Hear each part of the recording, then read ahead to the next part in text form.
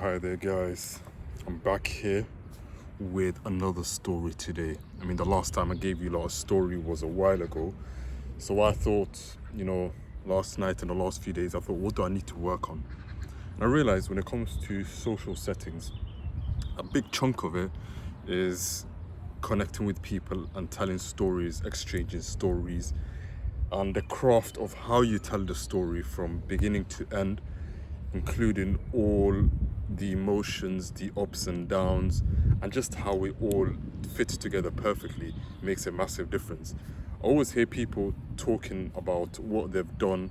So they say, one time I went to this place, I did this, I did that. And there are people that just basically jump straight into the story without a build up. And they go from this is how it was to this is what happened, and then that's the end of the story. That's quite boring, really. Those people, a lot of the times people don't want to listen to those stories, or they don't really want to hear another story from them. So it's so important to get your stories correct and have a nice ring to the way you vocalize and project your thoughts, basically. So just having an organized way of speaking, mind to mouth connection, in other words.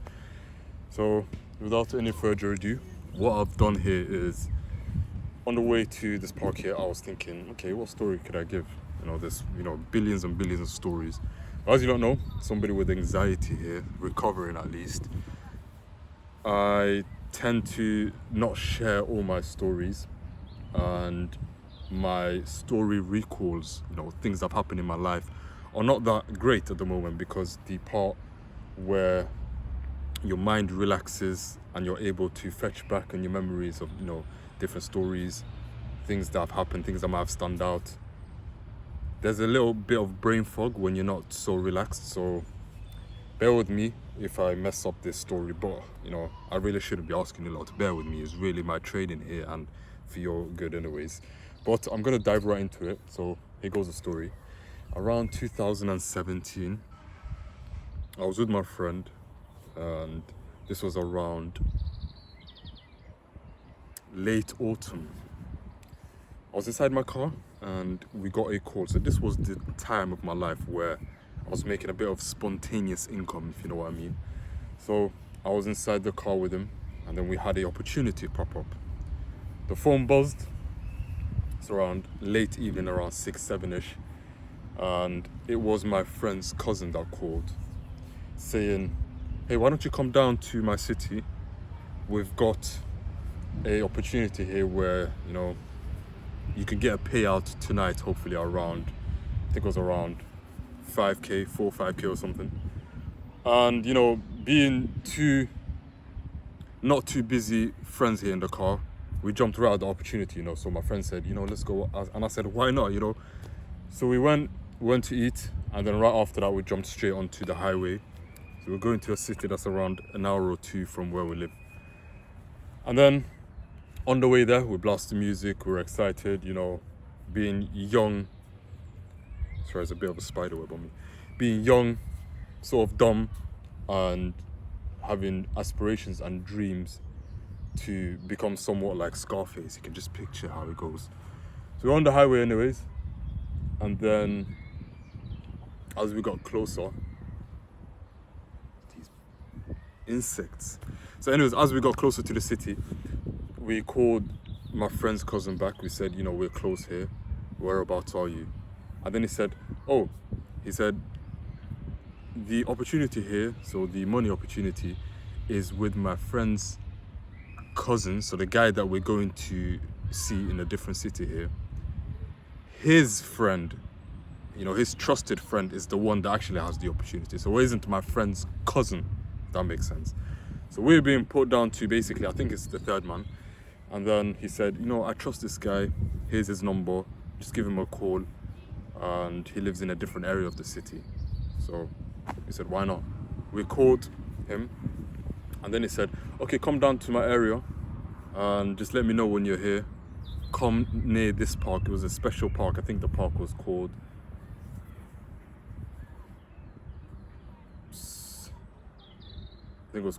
Red, whatever, something park. He said, come next to this park. And by this time, the sun was setting, so it was around you know, 7ish or something, I think. And then as we got there, it was already sort of dark.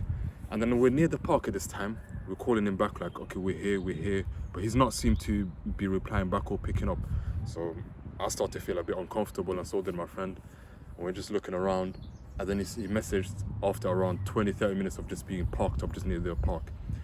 He wrote, okay, just drive down and come a bit closer to the end of the street or something. It's a bit, you know, it's too many people over there on that side of the road. We don't want too much attention and stuff. And it just didn't seem right, you know. Once your intuition pops up and it keeps popping up, flaring up for a while, especially when you're out of your comfort zone, it's a big chance that something's wrong here. So we didn't really drive down, but then we thought, you know, let's give him a chance here. If this plays out too long, like we've already been waiting here, we're just gonna call this off. We're gonna go back to my friend's cousin, and I'm gonna let him know, like, you know, what's going on. So anyways, after around a few more minutes, we saw a few cars come right behind us. They parked up, and then we're getting really, you know, agitated now, getting really like anxious. That's the word. So anxiety settling in, and then before you know it, a car comes right behind us onto our right side, I think. And then there's another one at the end of the road. And these are, you know, other youths that just seem to be looking at us. Cars are full. We realized that, you know, this is clearly not an opportunity. It's an opportunity for us to get, you know, robbed, if anything, of whatever we had. And this was about to turn completely left here. So my friend quickly drove off, he switched the car on, drove off. Goodness gracious. Yo, these wasps are just surrounding me here. I feel like that reporter somewhere in America that was saying, God damn, you know, when the fly went into his mouth. But anyways, so he drove off, and then one of the cars was in front, and he literally was about to hit him. He swerved off. And then me, I'm looking at the phone, I'm grabbing the phone, just trying to make sure, like, you know, are these people like sort of planning some next sort of heist or something? Like, I'm grabbing the phone, like trying to message because they're like, what the fuck? Like, you know what I mean? And my friend's quickly like trying to drive out of it. Another car came, cut him off. It was literally like, you know, them cartel sort of vibes.